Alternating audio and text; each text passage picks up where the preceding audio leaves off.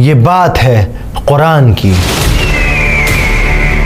یہ بات ہے اس انسان کی جس نے رسول اللہ کا دل توڑ کر رکھ دیا۔ اب کوئی نہیں اس کا نام لینے والا۔ یہ بات ہے ابو لہب کی، سورہ کوثر کی۔ اِنَّا أَعْطَيْنَاكَ الْكَوْثَرَ۔ اکثر ہم لوگ اپنی نمازوں میں سورہ کوثر کو ریسائٹ کرتے ہیں، پر افسوس ہم میں سے کتنے ہیں جو اس کا مطلب جانتے ہیں؟ کیا ہے کوثر؟ کیوں اللہ تعالیٰ نے اسے نازل کیا؟ کیا تم نے سنا طلحہ؟ ہاں، اللہ کے نبی نے ہمیں وہ راز بتایا کوثر کا۔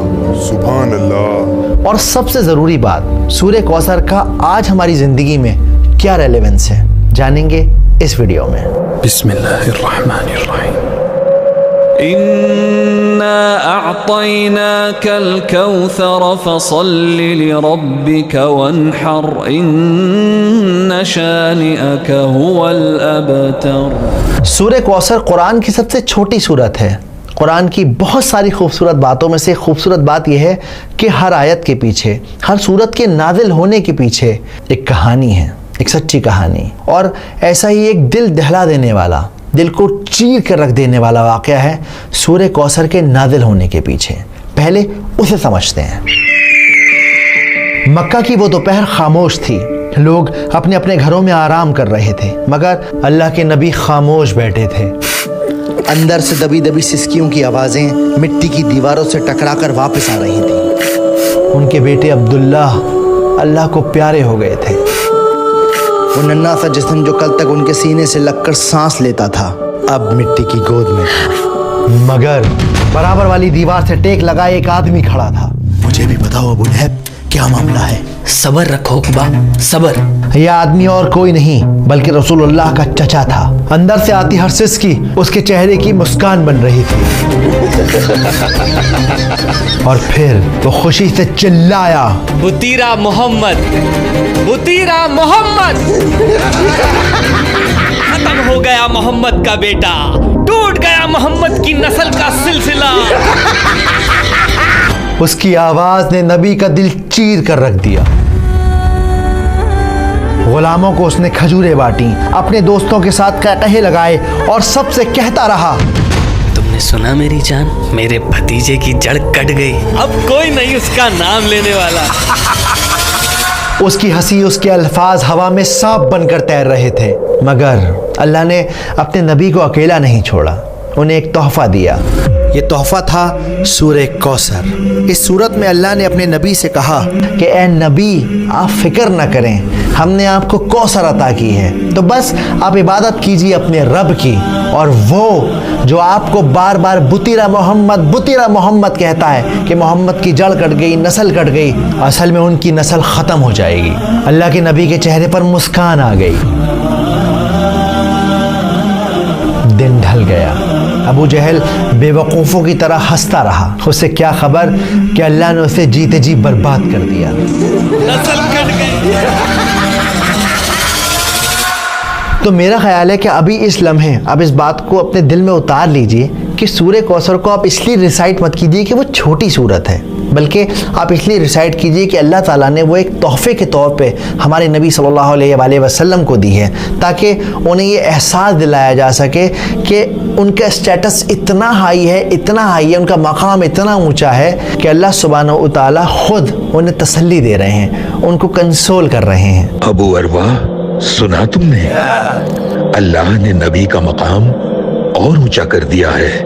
تو پہلی آیت ہے انا آتینا کل کوثر۔ تو جب قرآن میں انا کا لفظ آتا ہے تو اس کا مطلب ہوتا ہے کہ کسی بات پہ زور دیا جا رہا ہے۔ تو اس پہلی آیت کا مطلب ہے کہ بے شک ہم نے آپ کو کوثر گفٹ کی ہے، عطا کی ہے۔ اب کوثر کیا ہے؟ ایک حدیث میں آتا ہے کہ کبھی نہ ختم ہونے والا، موتی کے کناروں کے درمیان جنت میں بہنے والا جھرنا ہے کوثر۔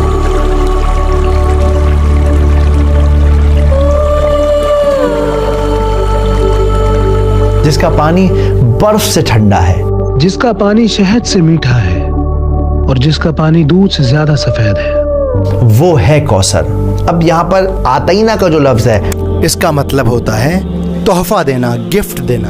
اگر آپ آج کے ماڈرن دور میں سائیکولوجیکلی دیکھیں تو دنیا میں انسان کسی بھی انسان کو 7 وجہوں سے گفٹ دیتا ہے. صرف 7 ریزن ہے جس کی وجہ سے ہم ایک دوسرے کو تحفے دیتے ہیں. جیسے کسی سے کام نکلوانا ہو, کسی کی شادی ہو, کوئی فیسٹیول ہو, یا پھر کسی کے ساتھ تعلقات مینٹین کرنے ہوں, یا کسی نے کوئی اچھا کام کیا ہو تو شاباشی دینے کے لیے آپ تحفہ دیتے ہیں. لیکن اللہ سبحانہ و تعالیٰ یہاں پر آپ صلی اللہ علیہ وآلہ وسلم کو جو تحفہ دے رہے ہیں وہ تحفہ اس وجہ سے دے رہے ہیں کہ وہ انہیں امپورٹنس فیل کرانا چاہتے ہیں کہ ساری کائنات میں آپ بہت زیادہ امپورٹنٹ ہیں, اتنے امپورٹنٹ ہیں کہ اللہ رب العزہ آپ کو خود کنسول کر رہے ہیں, آپ کا مقام اونچا کر رہے ہیں.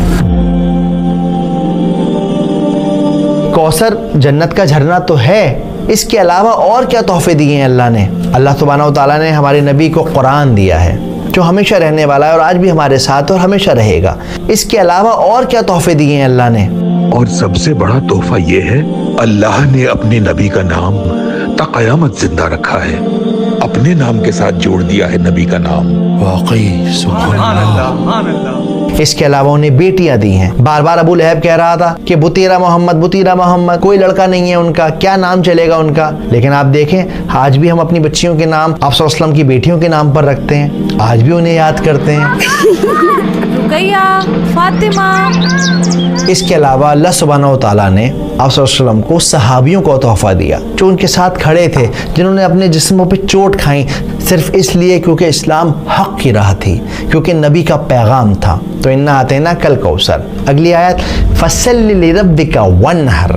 تو اب جب ہم نے آپ کو تحفہ دے دیا ہے تو آپ کو کیا کرنا چاہیے. آپ کو چاہیے کہ اپنے رب کی عبادت کریں اور قربانی کریں. دیکھو جنرلی دنیا میں 2 طرح کی عبادتیں ہوتی ہیں, ایک ہوتی ہے پرائیویٹ عبادت, ایک ہوتی ہے پبلک عبادت. پرائیویٹ عبادت کیا ہے؟ نماز پڑھنا, تہجد پڑھنا.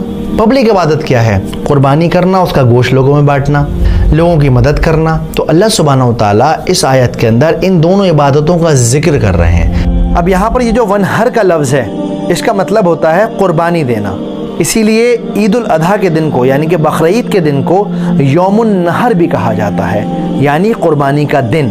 تو فصلی لربک وانحر, عبادت کیجئے اور قربانی کیجئے. اور تیسری آیت ہے ان شانیک هو الابتر. اسکالر کہتے ہیں کہ جو شانیہ کا جو لفظ ہے, شانیہ اس کا مطلب ہوتا ہے دشمنی, لیکن ایسی دشمنی کہ انسان اس کے اندر اپنی عقل کھو دے, اس کا دماغ کام کرنا بند کر جائے. اب آپ نوٹ کریے اللہ کے رسول کے گھر میں ایک انتقال ہو گیا ہے, لیکن یہ ابو لہب یہ مذاق اڑا رہا ہے, مٹھائیاں بانٹ رہا ہے, اس کی عقل نے کام کرنا بالکل بند کر دیا. ایک انسان کی جو بیسک ہیومینٹی ہوتی ہے وہ اس کی عقل کام نہیں کر رہی. اس کی آج کے دور میں مثال ہے جو اسرائیل کر رہا ہے, چھوٹے چھوٹے بچوں کو مارنا, بوڑھوں کو مارنا, لوگ کھانا لینے آ رہے ہیں انہیں ختم کر دینا. تو یہ شانیہ والی نفرت ہے, ایسی نفرت ہے جس میں انسان کا دماغ کام نہیں کرتا, وہ اپنے غرور, اپنے جنون, اپنے ایگو میں رہتا ہے. تو اللہ تعالیٰ کیا کہتے ہیں, ان شانیک هو الابتر. اور یہ لوگ جو آپ کو کہتے تھے کہ آپ ابتر ہو جائیں گے, آپ کا نام نہیں چلے گا, کوئی آپ کو نہیں پوچھے گا, وہ خود ابتر ہو گئے. وہ جس کی جڑ کٹ گئی, جس کی نسل ختم ہو گئی, جو برباد ہو گیا, جس کو کوئی پوچھنے والا نہیں ہے. اور جو اس بات کا ثبوت ہے کہ رسول اللہ کو ساری دنیا جانتی ہے اور ابو لہب کو ہم لوگ جانتے ہیں, لیکن لعنت کے ساتھ اس کا نام لیتے ہیں.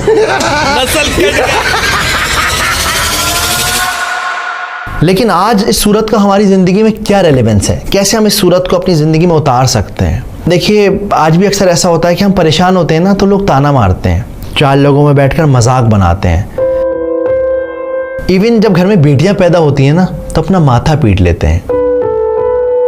انسان اس طرح کی حرکتیں کرتا ہے نا تو ایکچولی وہ ابو لہب کی راہ پہ چل پڑتا ہے. ابو لہب کیا کہتا تھا, محمد کا کوئی بیٹا نہیں, ختم ہو جائے گا اس کا نام اس کے بعد. اس کی سوچ یہ تھی کہ انسان کی جو نسل ہے وہ صرف اور صرف لڑکے سے چلتی ہے. ہمارے معاشرے میں آج کتنے ایسے لوگ ہیں جو اس طرح کی باتیں سوچتے ہیں, بیٹیوں کو بوجھ سمجھتے ہیں, لڑکوں سے اپنے خاندان اور نسل کو چلانے کی کوشش کرتے ہیں. انہیں لگتا ہے میرا خاندان تو جب ہی چلے گا جب میرے گھر میں لڑکا پیدا ہو جائے گا, چاہے اس خاندان کو محلے کے باہر کوئی جانتا نہ ہو, شہر کے باہر کسی کو پتہ بھی نہ ہو اس خاندان کے بارے میں, لیکن چاہیے صاحب لڑکا ہی لڑکا. تو اس لیے اس طرح کی سوچ سے بچیں, قرآن کو مطلب کے ساتھ سمجھیں, اور جب کوئی پریشان ہو تو اسے تسلی دیں, اسے کمفرٹ کریں. اکثر ہم لوگ نا کسی کو کمفرٹ کرنا بہت زیادہ اوور کر دیتے ہیں، اور جب وہ بندہ چپ نہیں ہوتا، سمجھتا نہیں ہماری بات، ہم جھنجلا جاتے ہیں، اس سے ناراض ہو جاتے ہیں. پر ایکچولی ایسا نہیں کرنا ہے. آپ کو بس اسے یقین دلانا ہے میں ہوں تمہارے ساتھ. جیسے اللہ سبحانہ و تعالیٰ نے صرف اور صرف 3 آیتوں میں اپنے نبی کو تسلی دی دی. اب آپ کے اور میرے لیے کوثر کیا ہے؟ آپ کے اور میرے لیے کوثر ہے ہماری صحت، ہماری اولاد، ہمارا گھر، فری وقت، ہر وہ چیز جو آپ کو ملی ہوئی ہے وہ ایکچولی کوثر ہے. ورنہ ذرا باہر نکل کے دیکھیے، لوگوں کی صبح اسپتالوں کی لائن میں ہو رہی ہے، لوگوں کی شامیں قبرستان میں فاتحہ پڑھتے ہوئے گزر رہی ہیں. تو اگر آپ کی زندگی میں کوئی چھوٹی موٹی پریشانی ہے، اداس نہ ہو، اپنی نعمتوں کو کاؤنٹ کریں، دیکھیں کہ آپ کو اللہ نے کیا کیا دیا ہے، اور اس طرح سے سورہ کوثر کو اپنے اندر اتاریں. اگلی بار جب آپ نماز پڑھیں سورہ کوثر کو ریسائٹ کریں تو یاد رکھیں کہ یہ بہت ہی امپورٹنٹ سورت ہے. امید کرتا ہوں بات سمجھ آئی ہوگی، ویڈیو پسند آئی ہوگی. نیچے ایک لنک ہے، اس کے اندر اس پوری ویڈیو کے اندر جو بھی میں نے ریفرنسز، حدیثیں یوز کری ہیں، مولانا مودودی ہیں، ابن کثیر ہیں، جو بھی میں نے تفسیریں یوز کری ہیں اس کا لنک ہے. آپ جا کر پڑھ سکتے ہیں، کراس چیک کر سکتے ہیں، اور آپ کو کراس چیک کرنا چاہیے. اس کے علاوہ میں کوشش کر رہا ہوں ایک کمیونٹی بنانے کی، لوگوں کو اپنے ساتھ